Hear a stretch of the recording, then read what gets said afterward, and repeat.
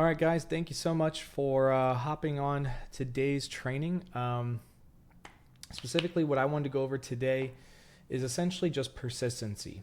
Okay, so I'm going to go over kind of some of the things about why it is important, what can happen if you have good persistency, bad persistency, what does that all look like, and essentially, and why do we focus on it, right? And then, of course, exactly how to go about improving persistency and what I have found personally that has, or I should say, individuals and what I'm striving for who have the highest persistency. Okay. So first things first, persistency, like what is that, right? And so persistency is essentially just how long the policy stays on the books. Now, most carriers are going to have different levels of persistency. You have some carriers will have 1 month, some carriers will have 3 months, some carriers will have 6 months, and then all carriers pretty much end at about 12-month persistencies is where they really stop measuring it. If they measure beyond there, there's usually not any sort of incentives or decentives once they make it past that first year. And does anybody know, by the way, does anybody know why that is? Like, why do they not care past the first year? Because the first year is when they're paying the upfront for life insurance agents. No. Exactly. First year is what they're paying us, right? And so essentially they're running a debt operation themselves by loaning us the money that they haven't gotten paid yet. All right. And since the average life insurance policy is maintained for 2.5 years, that means that they're essentially getting the last year and a half of premiums, right? While they advance those first 12 months, maybe 9, right? To 9 to 12 months, depending on the carrier and of course the persistency, right? And so, you guys just have to kind of think about it from their perspective, right? When you're direct to a carrier, you are essentially that carrier's partner in business. That's why when you hear the word IMO, it's an independent marketing organization. We're a marketing company, right? That's really all it is, marketing and sales. And so if you think about it, like they're partnering with us to sell their product for them. And when that happens, they're having to determine that persistency is what determines how good a relationship you have with them. So a few things that persistency can affect, okay? One, persistency can actually affect your approvals, okay? So I've seen it happen only once, but I've seen an agent, specifically with Mutual of Omaha, where they notified him that his applications would basically, because of his persistency, his low persistency, which was dropped below 75%. Essentially, they were going to start watching his applications, right? And those applications, instead of him getting paid out, him essentially getting each policy going into underwriting. And we've actually even seen that a little bit happen to Enoch. Not to say that he has low persistency at all, but Enoch worked at a FFL agency, then went to USHA, then came back to FFL. And so because of that, like I'm assuming some of the business he did there, whatever, like his policies in general tend to go more towards underwriting, right? And so that's really important. We've seen that at USHA before. Now the good news is that submission rate doesn't play a factor from what I know. So far, I've talked to other carriers. I haven't found anybody telling me that submission or activation rate, as you might have heard in the past, meaning how many policies get approved and effective, right? They pay their first months. So that's good. We can still do shoot or shoot, but essentially the persistency matters for that reason. Another thing that matters is that certain carriers will actually just drop you, right? And so I'm gonna be big man and admit this, that at the end of the day, one of my early mistakes as a leader is that I let a bunch of agents that are brand new and they couldn't figure out how to pivot the person to America Whole Life or Mutual of Omaha or whatever, and I just said, yeah, screw it. I don't care if they have Chime or Cash App and they told you they can only afford $20 a month. Just go ahead and put it on my portal, on my Ethos portal, right? And I'll pay you 50%. And I did that a lot with agents, but I found that the persistency was dog crap. Now, good news is you can get carriers back, right? So I'm actually getting my Ethos back here soon. And on top of it,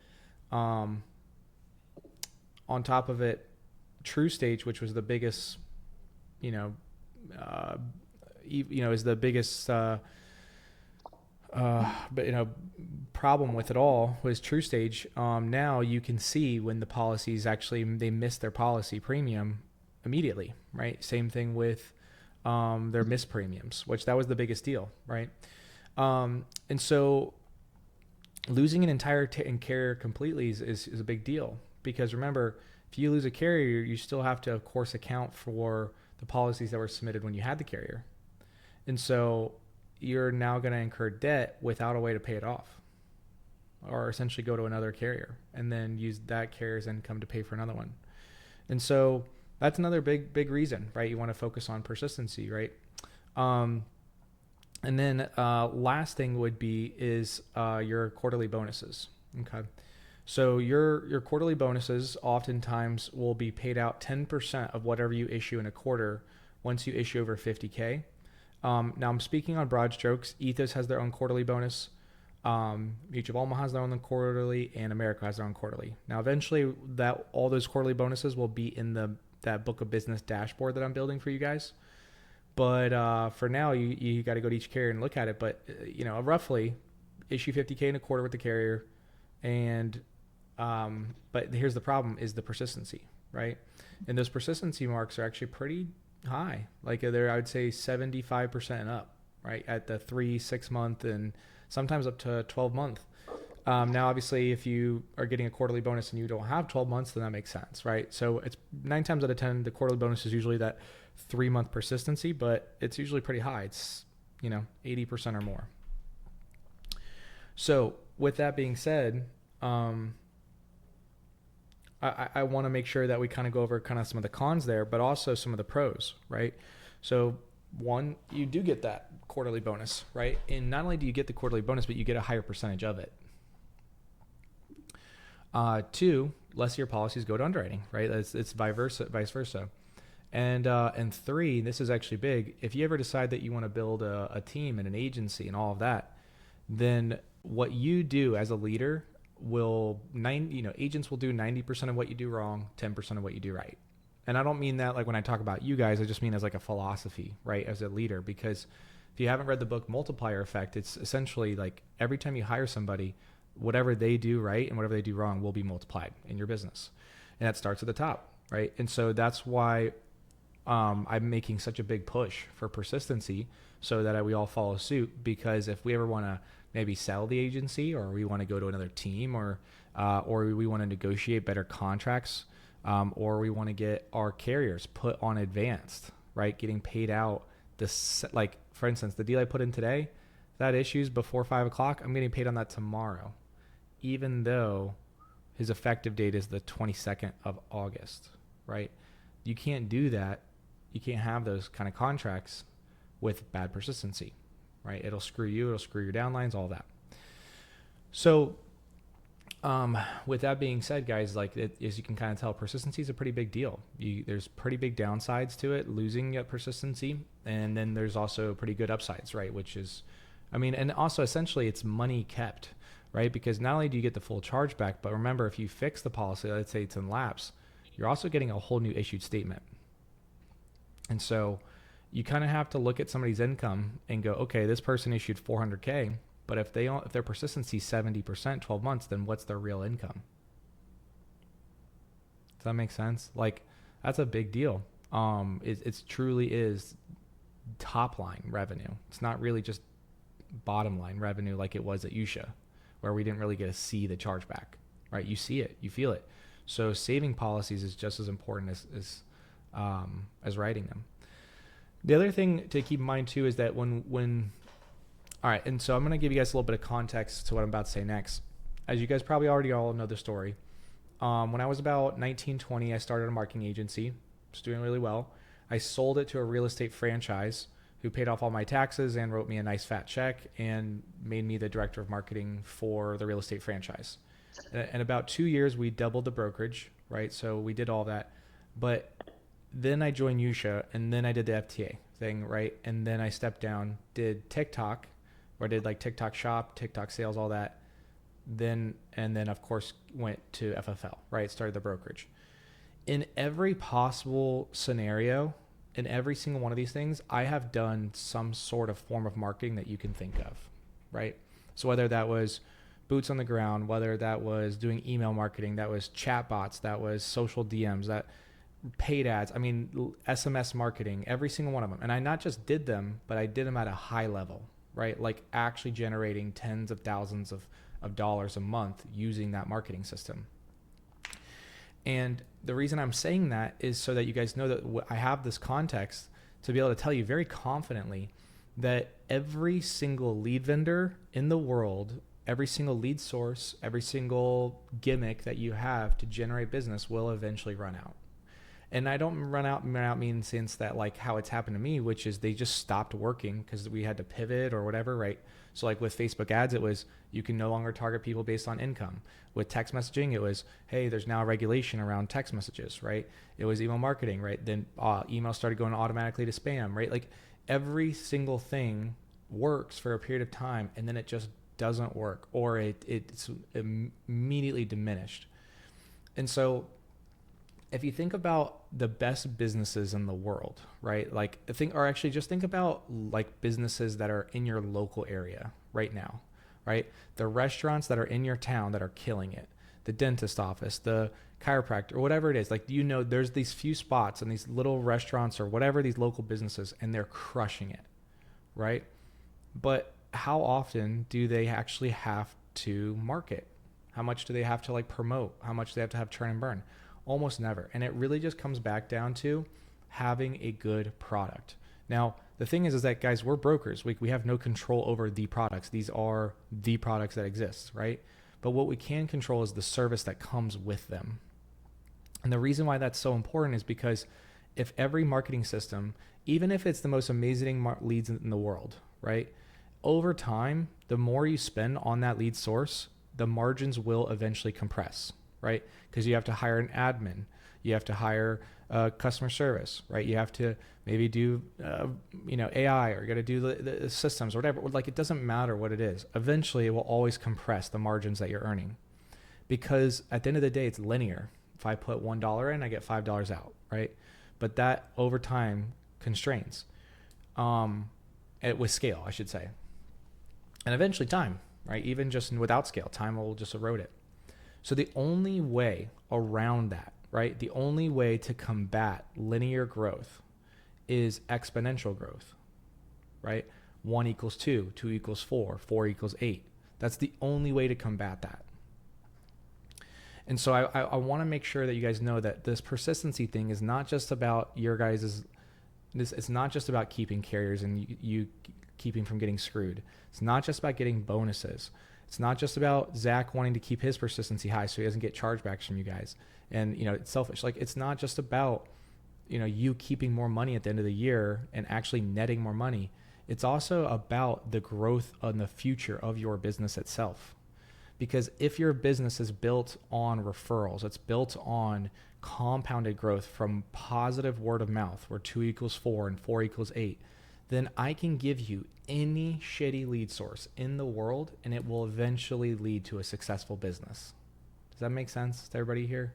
Like, it is the only way to win in the long run. It's the only way to build a successful, sustainable business. Okay. And I promise you, these fly-by-night agencies, right? Like, I was at Insurance Elevated, right? Where they're just they would go get a $2,000 check and immediately go pop bottles, right? They would, to buy the Rolexes, whatever. And now I'm messaging these same guys. They're on the top of the leaderboard and I can't, they're not even doing insurance anymore. Right.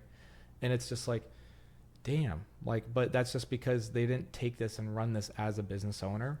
And then the last thing I'll say about persistency, in my opinion, that's just really good to know is that when you provide a good service to people, right? Who here, let's be real, who here on this call right now has closed a client and then you kind of wish you never talked to them again? Like, if they called you, you probably wouldn't pick up.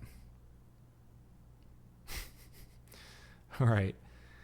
And I think overall, we have to kind of recognize that sometimes those clients and those situations bleed into our mentality when we're on the phone with the next person.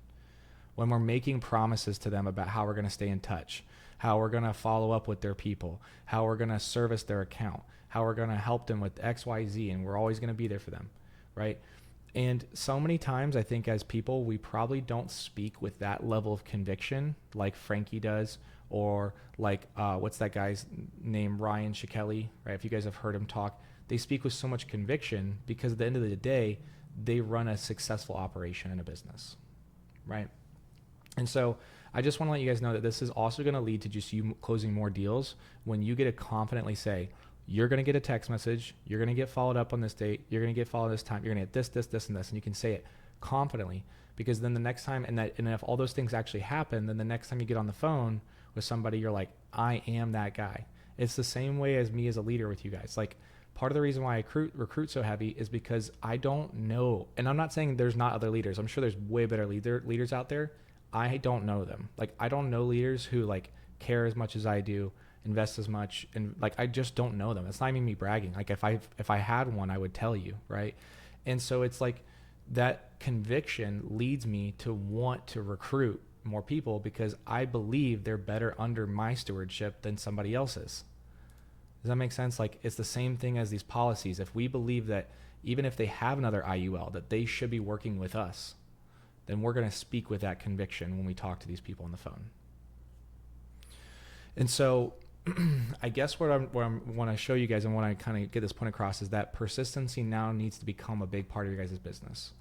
You guys are all, I've kind of let this team just kind of dial, use sheets, right? Not really care about it much. And the reason why is because we were such a new team. I didn't want to add a bunch of crap to your guys' plate. But for the veterans who have been here for now 6, 7, 8, 9 months, you started to feel the impact of not managing your business properly and getting hit with a chargeback and getting, like you thought you were going to get paid $2K that day, and then you found out you're actually $500K or $500 in the hole. And it's like, oh my God, it's that stressfulness that we kind of have to move away from and start to become more business owners, right? And so now, obviously, we're going to be making a big focus on this. As you guys can tell, I've been doing a lot behind the scenes to get ready for trainings like this. But today, I want to just quickly go over with you guys just what is the bare minimum basics that we need to just be following, the small essential things to keep persistency high and keep people on the books. Cool? Oh, okay. Actually, one last thing I do want to mention, because I don't think we're going to have time to get to it, because I do have a training with Enoch coming up here shortly, but I will just say that one of the biggest things, and I would love it if you guys would maybe take some initiative on this, and I'd be happy to probably maybe like a Saturday, or maybe we'll do like a training on this, but start doing, you know what, I might even make it Wednesdays where it's like Health is Wealth Wednesday, so I can start training some of the people that are not familiar with health insurance. But I'm going to tell you guys just a quick little secret here at Insurance Elevated that they showed me in the leadership chats when I was a part of their inner circles. And the leadership calls would show who has the highest persistency, right, in the company, in the agency. And over and over and over again, every single person that had a 90% plus persistency of 12 months, which is insane, right? 12 months, 90% persistent means you're putting away less than 10% of your income for the year, right? All those people were cross sellers. Every single one of them sold health too. All of them. And the reason why is, the reason why, well, they theorized it, but I believe it is probably two big things. One, you're not going to sell health on the exact same call as you're going to sell life. And so if you guys learn health, when you do these follow-up calls, it's now not going to feel like a waste of time. When we go over the follow-up calls, you're going to go into these follow-up calls with the notion of, I'm going to try to sell them a health insurance policy, right? And not just try, like, we should know, I already know your health, I already know your income, I already know your job status. So with those three things, I mean, show of hands here on the You Should Call. If you had only those three things, could you guys find them the best policy in the country? Right? I got a quick question. Yeah, go ahead. Because I'm not licensed in health, and I have Mm-hmm. no problems in terms of getting licensed in health. Mm-hmm. Is there like a specific, I guess, IMO or company that we're a part of to sell health? Don't you still get like your overrides and stuff because you're training us on how to sell health? So like, how would we still be under you, in that sense when we're selling health, and what carriers or what companies do we utilize? Like, how would that whole process go? I guess. Yeah. So first we'll do like a health is wealth Wednesdays or something, right? So every Wednesday you guys kind of know Zach's covering health. Um, and because it's a whole nother animal, it's a whole nother beast. But to answer that question quickly, I'm in talks right now with a guy from Ritter. It's an IMO or FMO contract. Some of the best ACA contract comps I've ever seen. And they can get us contracted and appointed within the span of a month for the whole team. Obviously, you have to get licensed, right, for health. Most of us have a 215 license, so it's health and life. But yeah, so the Ritter would take care of the ACAs. I already have my contracts for United Healthcare Golden Rule, or UH1, which is short-term plans, limited benefit plans. And then also on top of that too, I have LifeX, which is essentially employer coverage that you can sell individually. So you have the ACA, employer coverage, short-term or limited benefit plans. The only other carrier outside of that, out of those three, we all know is USHA. And I have a calculator that I've already built that can calculate a USHA premium within a 98% accuracy. And so if you absolutely have to refer somebody over to USHA agent, you can. And then that way you guys can add affiliates, right? Add affiliates to your guys' referral system. And I promise you, when I first started having affiliates, it's crazy. Not only will they refer you like 2-3 deals a week, but on top of it, like eventually you might even just recruit them, and then now you have a downline. So anyways, that being said, it is health, guys. Like health has been the thing that I'm seeing. It's over 90% persistency. So anyways, what it is, it one makes it so that you do your follow-up call, right? You do your follow-up call. It has a purpose, has a meaning. And two, if you do sell them health, you're now their broker for more than just like, actually, I think me and Romario were on a call earlier. I think it was me and Romario were on a call earlier. And this lady was trying to tell him that like me and him that essentially she has a broker who's helped her with, he does everything. And it's that right there. This guy though, he takes care of everything for us. Right? I'm no longer just your life insurance agent. I'm your insurance guy for all insurance. So with that being said, I did want to go over, would you guys mind writing down some of these checklist items here that we do as a team? And I want to start implementing as far as culture goes. Okay. So the first thing I'm going to put here, I'm going to post it in the, oh, never mind. I'll post it in the group chat while my laptop charges here. Thought it was charging. I'll post this in the group chat, and this is our receipt, right? So first thing is that when we're done with submitting a policy, guys, they need to receive a receipt. And the reason why is because so many people, like by far the majority of cancellations or prelapses or missed initial payments, most of them are in the first month to 3 months of the policy, right? It's like, when I say that, I mean like the average policy stays in the book for 2.5 years, right? But as far as the majority of chargebacks, right, is the first month, 3 months. And what it usually comes down to is a lack of rapport, a lack of confidence. And when you're a new agent, your first few deals, people are going to doubt you because you doubt yourself. You don't sound that great. You know what I mean? Like you're not that confident. And so we need to have things that back it up. And so first thing that they need to receive is they need to receive a receipt, right? And so if I go and pull up here, well, I'll be putting this in the chat, okay, for everybody, but you need to send that to them once they're done, okay? And it includes the beneficiaries. It includes, of course, the death benefit, includes their policy, all of that, and includes their why, right? Remember, the why is the reason. So we need to make sure what was the reason for why they put this in request. Once that's sent to them, hopefully if you've been following the script, you've already gotten at least one beneficiary call or one beneficiary email or some sort of information or some sort of emergency. So the next thing that we would, of course, do is make sure we reach out to those people. The way that you earn, let's break it down real quick and easy. If you want to earn somebody's respect, especially your clients, it's really simple. Do what you say you're going to do, and then tell them when you're going to do it. Right? I'm going to get a hold of your family. No, I'm going to get a hold of your family by 5 o'clock today. See the difference? right? I'm going to reach out to them by 5 p.m. today. So calling your shots and saying when you're going to do that. And then here's a little bonus tip: getting it done before you said it was going to be delivered. So I say, I'm going to reach out to your family. It's going to be by 6 o'clock. And then I reach out by 5. Does that make sense? And so we do this over-promising or under-promising, over-delivering right at the very beginning of this relationship with the client. They are much more likely to not cancel because we've earned the respect of a person who's going to service their account. Cool? So first thing, send the receipt. Second, let them know, right, on the call, right? The receipt, let them know on the call. Third, I want to make sure that we're going to schedule the follow-up for when we're going to do the 48-hour follow-up. Because remember, they can't, like, I don't know about you guys, but I've only had maybe one cancellation, maybe two, ever, right? 90% of the time, it's not a cancellation. They just missed their first payment. So we need to make sure that we are scheduling and creating a Calendly link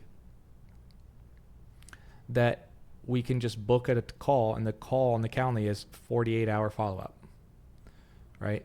And we assign that to them 2 days prior to their effective date. And the reason why we do it 2 days, as you can probably imagine, right? Gives us time to get on hold, get payments fixed, change bank accounts, whatever we got to do.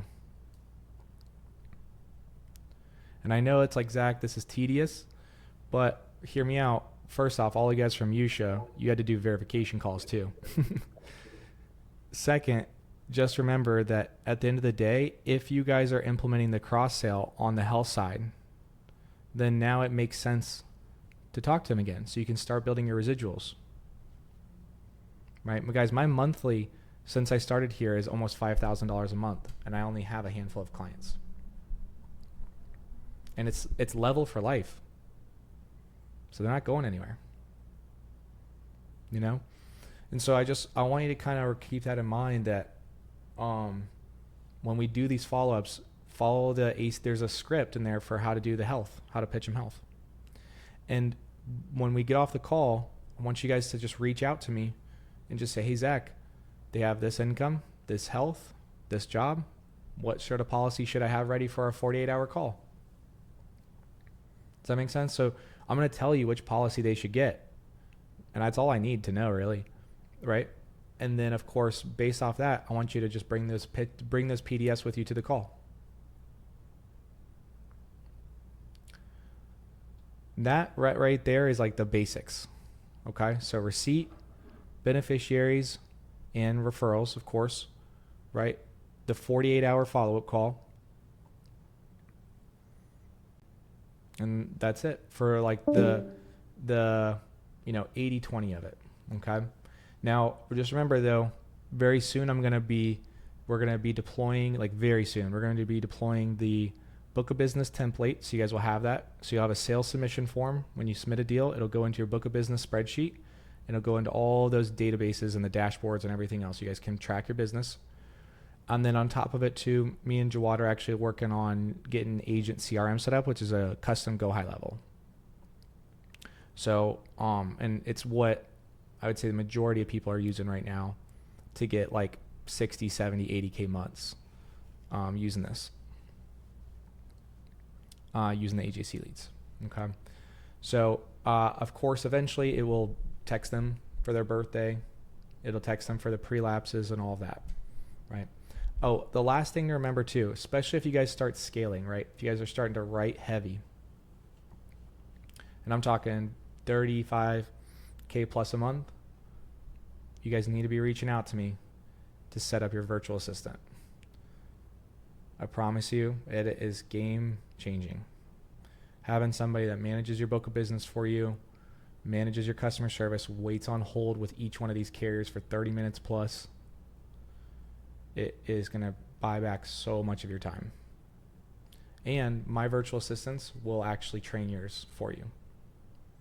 Okay. So in the meantime, guys, does anybody have any questions for me on that simple checklist? Wait. Just want to make sure.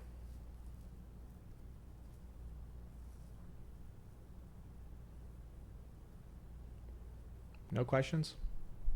Can I not hear you guys? Can you hear me? Can Oh, you hear me that? yeah. Excited to get a virtual assistant soon. Did you put the receipt into the receipt into the chat yet? I have not. Let me put it right now. And so then you said it's receipt, basically like do what you say you're gonna do and when you're gonna do it, Yeah, and then that's really schedule the good 48 because hour follow-up, right? that's Is that what definitely we have? something I've just not done, and I'm definitely feeling it, from not doing it. I do have a dumb question though. I don't know if you can hear me. Mm-hmm. Yep.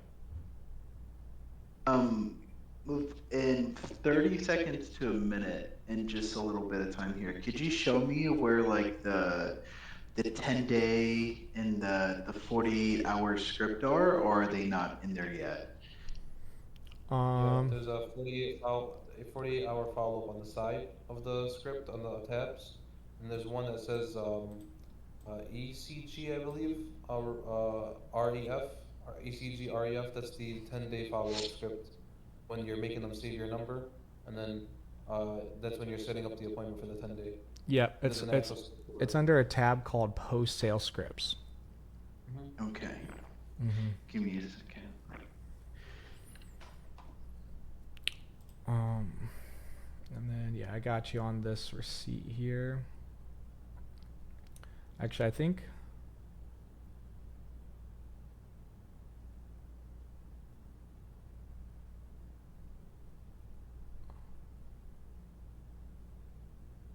Cool. All right, so here it While is. the eight, while the A2P is, I guess, getting validated or verified.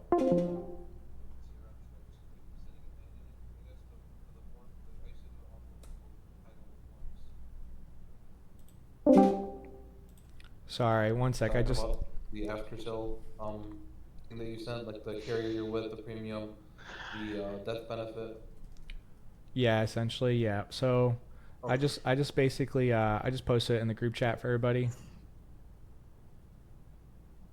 So EGF, is that after we get a deal? Yeah, Everguard Financial. So it's just post sale, right? So after you get a sale, Oh, post sale. Okay. just means that like these are the scripts for things that happen after sale. So pre-lapse, lapse, right? The 48-hour follow-up, right? All of that. There's a video on Arturo's YouTube. I can share it with you if you want to share it with the team. Mm-hmm. It's basically a persistency video of how to keep like a 90, 95 persistency. It's a pretty long video. It's about an hour. But there's a couple of cool tools that Gary Ruffino shows on how he keeps a high persistency for his team, That's using some awesome. of the tools on high level as well as like mail power to send like thank you cards, which is like fully automated, but he just pays the postage. He doesn't have to do it himself. They do it for him, the company. Yep, that's the stuff I'm talking about, guys. It's like, and this is the thing is, just like everything else in business, you're going to have contractions and expansions. Okay, so what do I mean by that? Every single time that we go to a new level, right? We're dialing, we're on free leads, great, straight profit, right? But we're realizing that this is not going to be enough. If we really want to make real income, we're going to have to start buying leads. So then we're going to go through a contraction phase, right? Where we're spending money, but we're not seeing the return just yet. And that's because we don't have a pipeline, our skill isn't high enough, we're not pushing like we used to. And then you get good at closing deals on the good leads. Like, frankly, I mean, I'm at 11K for the week and I've dialed 60 people, right? Like, you get good enough on the bot leads, and then that's, now we're in expansion again. Now it's like, how many more leads can I buy? Right? And then the same thing's going to happen. You guys just want to remind you, like, so many people go into these contraction phases and they're like upset about it, that like, I'm going to lose money sending all these mailers out. And it's like, yeah, you will. But you know what? You're going to actually get your business to 80, 90+% persistency. So you're going to stop losing money, right? Yeah, you will. But then then now referrals are going to start trickling in. And what do referrals bring you? More referrals, right? Because that's how your business works. So it's like, I just want to kind of keep that in mind, that if you guys feel like you're at this point now where you started to feel a little bit of comfort in just doing the power dialer and dialing and all that, you're gonna get squeezed you're gonna get squeezed one of two ways. Either one, you're gonna get squeezed out of persistency, right? Persistency is gonna drop, chargebacks are gonna increase, and you're gonna feel it, like Frank just said, you're gonna feel it being taken from you from the chargebacks, right? Or you give yourself you delay gratification even a little bit further and realize that it takes at least 1 year to build a very successful, sustainable business, right? And you delay your gratification and your spending and your partying and all that stuff. Like, you delay that a little bit further, and you go immediately take the funds that you're now starting to get a spread on from the free leads and the bot leads, and now you go and invest into infrastructure. Go and invest into these things, and yeah, you're gonna feel a little squeezed, but I guarantee you it's much better than losing a carrier. I guarantee you it's much better than getting a bunch of chargebacks and roll up. I guarantee you it's much better, right, in the long run. Because remember, if by nature we're focusing on word of mouth, then word of mouth by nature grows compounded. If I can even average you guys throw this into ChatGPT right now. If you average 1.5 referrals every sale and you close 5 sales a month, throw that into ChatGPT and then look how crazy those numbers are at the end of the year. It's shocking, right? And so just keep it in mind for the veterans that are on the team now, and you've started to feel a little bit of comfort. Now is not the time to chill out. Time to invest in infrastructure. Get that and try to automate as much as you can, but especially, like I said, even Insurance Elevated, some of these guys were boneheads. I'm telling you, there's no way that they had infrastructure. They didn't have all these systems, and they didn't think like me at all, or they think like this team. They didn't do that at all. Guarantee you. You know what they did do? They cross-sold health, because a lot of them came from Yusha.